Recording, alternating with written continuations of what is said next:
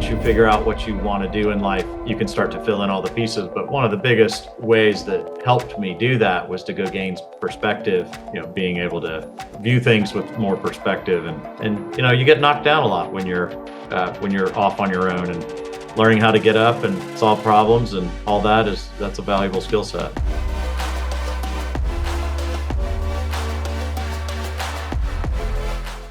Welcome to the fourth episode of Leading with Relevance. This is a podcast that features today's prominent leaders. And I like to say it's people that are busting through the status quo or have busted through the status quo to impact communities and to impact companies. Our goal is to interview and highlight people on their personal and professional journeys. I'm Tino Mantella. I'm the Chief Strategy Officer for Relevance, and I'm loving the opportunity to talk to and learn from our many leaders that we've been talking to already, and we've got a bunch lined up moving forward.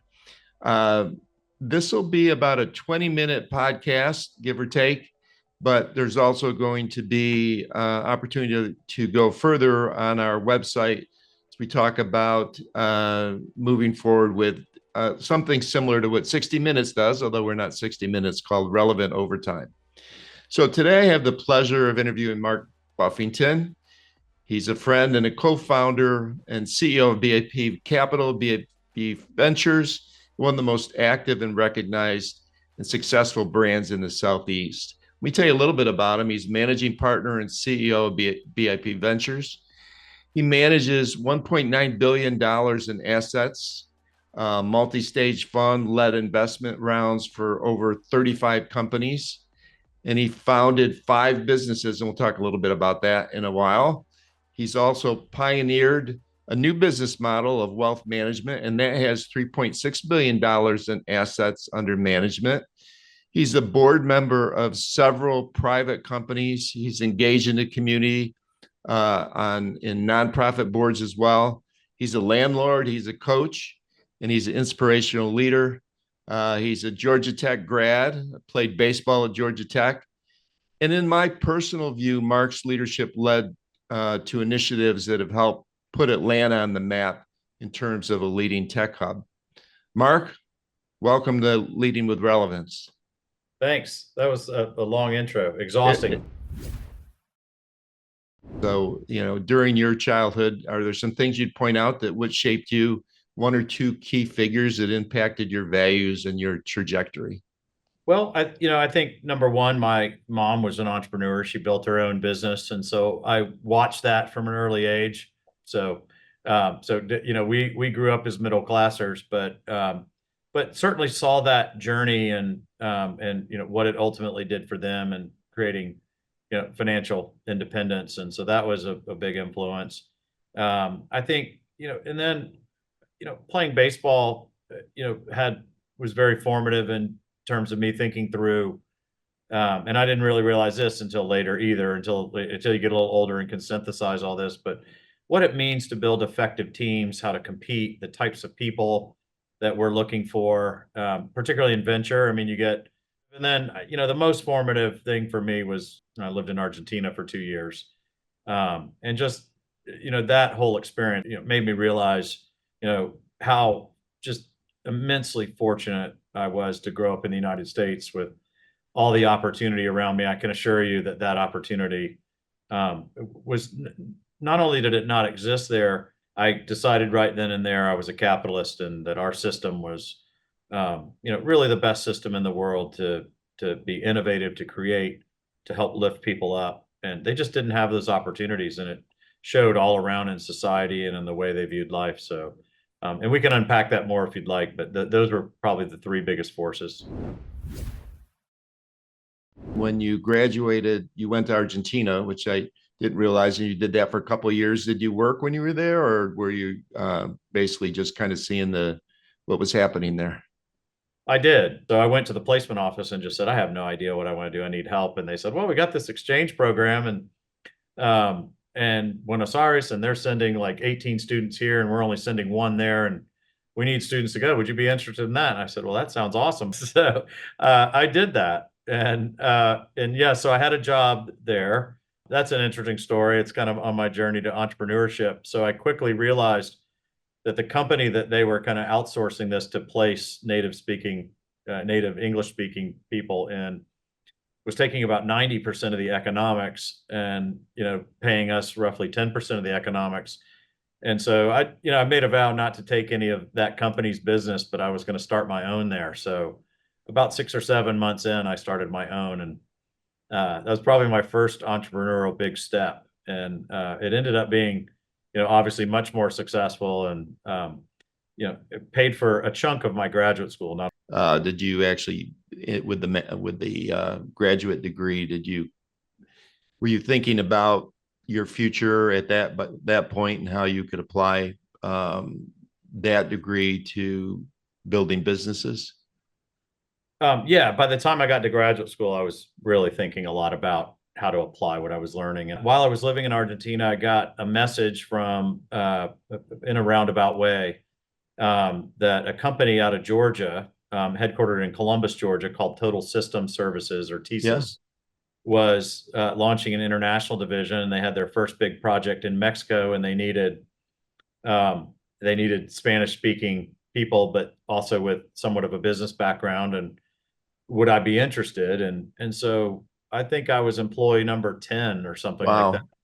in the international startup division. And I can assure you, I mean, it was every bit of a startup. And, granted, that was spun out of a publicly traded company, but and then itself went public.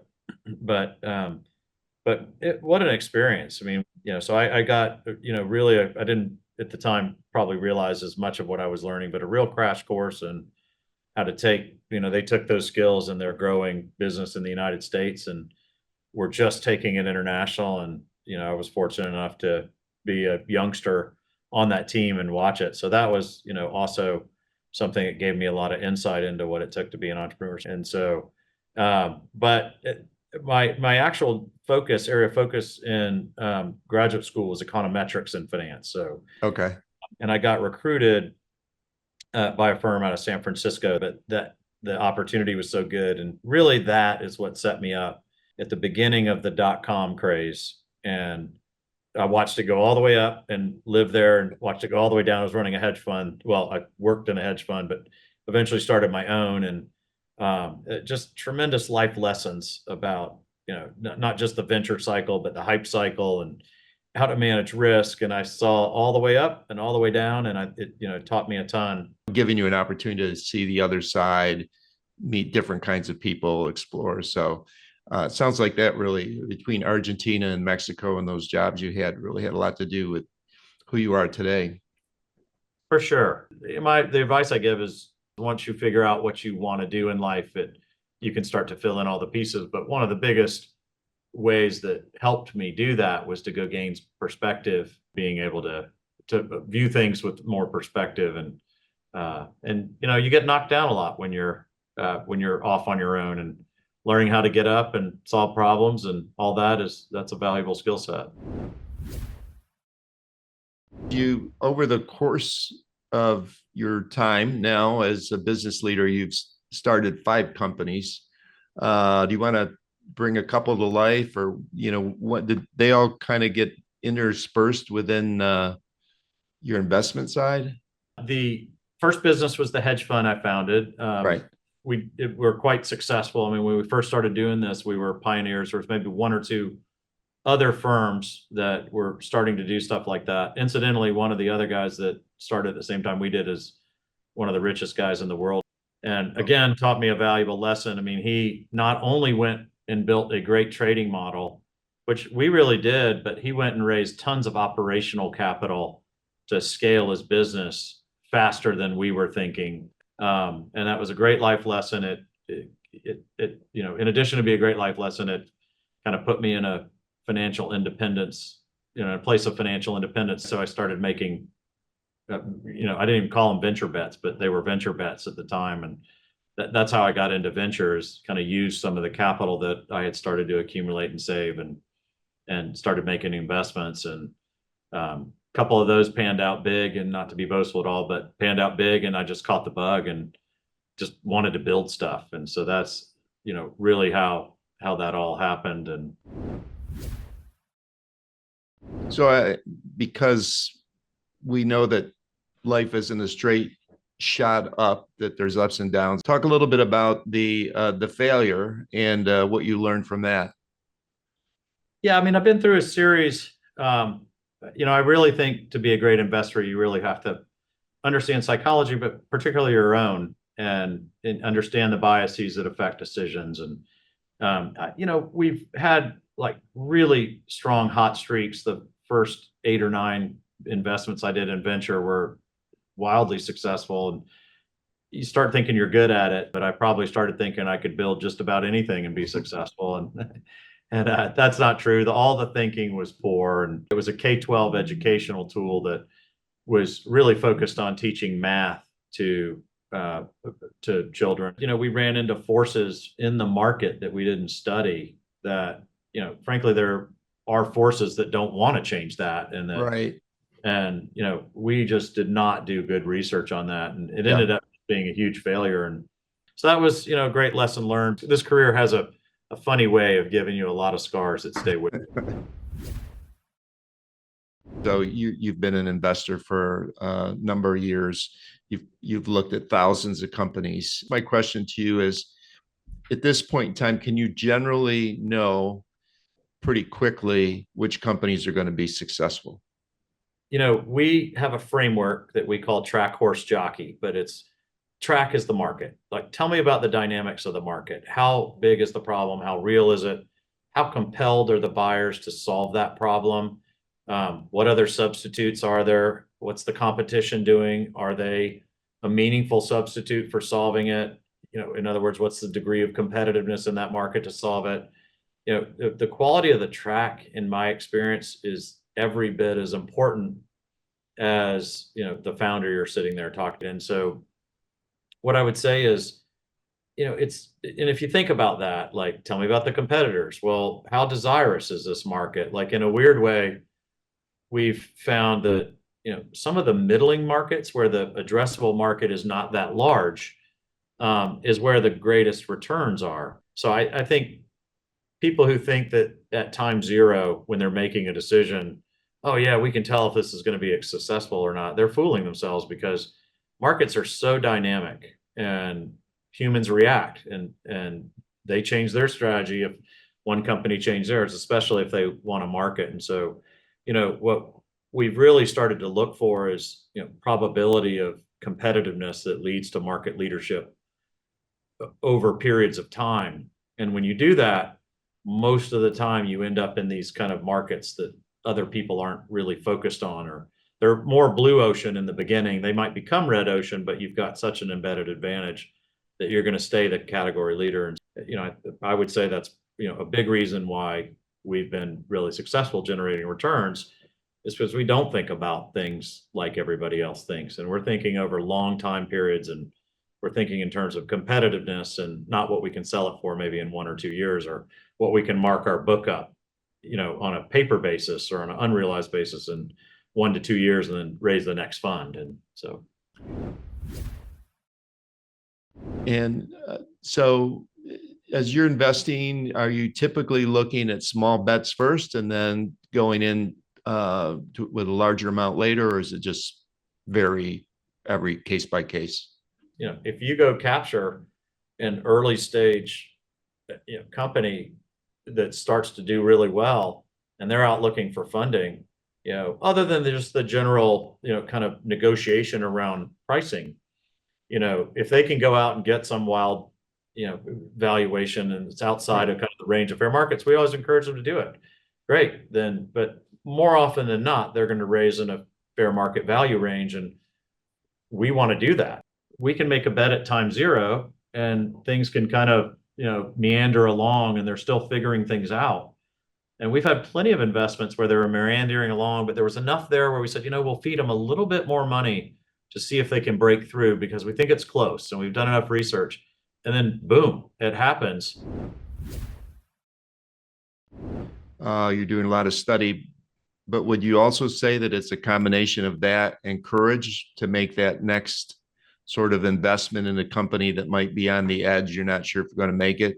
Would you say that's kind of the balance? Or People who've been around and know me for a long time say that. Oh, like, my God, you have tremendous courage. Like, it's just, why did you make that bet? That's nuts. And I say all the time, like, it didn't seem like risk to me at all. But probabilistically, I think if you do that over and over again, maybe 4 times out of 10 or 3 times out of 10, you didn't get that research right. But it never feels like courage to me. It feels like calculated bets. Yeah. And that's the way my mind thinks. And I'm, happy to, as long as we do good research. I mean, I will tell you that, I've been taking risk and been thinking about risk and making investment bets for, 25 years. People have different perspectives of risk and how they think about it. But, Tino, it's never really felt like risk to me when you're making a series of calculated bets. Every now and then the odds are, some weird odds are not going to go in our favor. But if we slowly and methodically tilt the odds in our favor through our portfolio management and investment strategy, we're going to win over and over again. And I think that's proven out in the consistency of our funds and our co-investments. I wanted to probe a little bit more into wealth management because I think your assets are almost to 4 billion now. Who are they? Who are the investors? Is it institutional investors or individuals or? Our investors are families. So Oh, okay. across the two businesses, it's about 2,500 families. And then Wow. on the BIP Capital side, we have institutions and family offices investing with us. But on the wealth side, it's purely families. How would you describe the sophistication of the companies that are looking or that are building here, that are looking for investments here? I'm sure you're investing all over the U.S., but how about Atlanta? Yeah, well, when I first moved back from the Bay Area, it was because I saw 2 deals that were referred to me through the Georgia Tech network. One was a company called VendorMate, Yeah. that ended up being a great win for us in double-digit returns, double-digit multiple of returns, and then another called Ingenious Med, same story, great outcome. And I just couldn't believe when people were showing me these deals. I was like, if I saw these deals in the Bay Area, they'd be priced like 5 times higher and Wow. not near as sophisticated or far along maturity wise. And so as somebody who was running a hedge fund, that looked like an arbitrage opportunity to me. And so I started exploring and researching that. And if you're an investor here, I mean, as I mentioned, I found VendorMate, Yeah. Ingenious Med, Play on Sports, which ended up being a huge win for us. I mean, there was just a whole series of like, man, look at this company, look at that company. Today, Atlanta is, pound for pound over the last decade. I believe this is true. I saw the stat somewhere, but Atlanta has produced more unicorns in terms of the number of capital, the amount of capital that went in, than any other city in the country. I think because of the culture and that Atlanta has placed more emphasis on quality than it has on quantity. And I think Atlanta is as mature as it gets in the, call it the lower end of the first tier market or the upper end of the second tier market. And innovation hubs. And I think it's probably fair to put it in the kind of lower middle pack of the first tier innovation hubs. Atlanta's a great venture city and becoming better. How do you assess leadership in terms of people coming in with ideas? How do you evaluate the leader? I personally do not believe somebody can be a good businessman or manager and leader of a business if you don't care about other people. And you have to care about your customers. You have to care about your employees and their career path. And I just don't think, over the long run, one will be a great leader if you don't do those things. To take other people's money, generate a fair rate of return for them, for taking that risk. And, that requires a lot of maturity, a lot of thought. They need to understand the responsibility that they're taking on. Leadership is a lot about selflessness and servant leadership. And, you learn that the hard way. And so as it applies to venture, that's what we're looking for is partner-minded people who care about their people. They got to have domain expertise and they got to have operating acumen and all of that. But those are kind of table stakes. But to me, the differentiators are all those human characteristics and ultimately you got to be able to sell. I mean, Yeah. right? You don't sell well if you can't listen and you're not empathetic. And so those are the skills we look for on top of the basic skills. If you could leave the listeners with one suggestion, one piece of advice regarding relevant leadership today, what would it be? I'd say mindset has a lot to do with it. I mean, in this business, I'd say in venture, the highs are highs and the lows are lower. And, the highs are higher and the lows are lower. So you're going to get a chance almost every day to get upset about something. And you can either choose to get upset, and I'd be lying if I said some days it doesn't get to me. But, what I've found is that, if you're willing to just say, okay, pause, breathe, understand that problem. Why is it being caused? Let's go solve that problem. And if you just wake up every day like that, 365 days later, you solve 365 problems, hopefully, or more.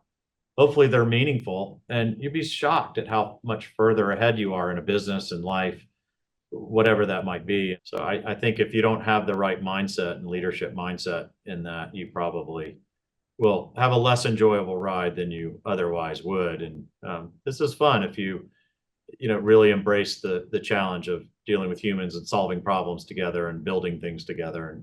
And so I think that'd be my biggest. Yeah, that's great. Okay. Right. Thanks, Tino. Thanks, Good Mark. Appreciate it. Yep. Have a good night. Bye.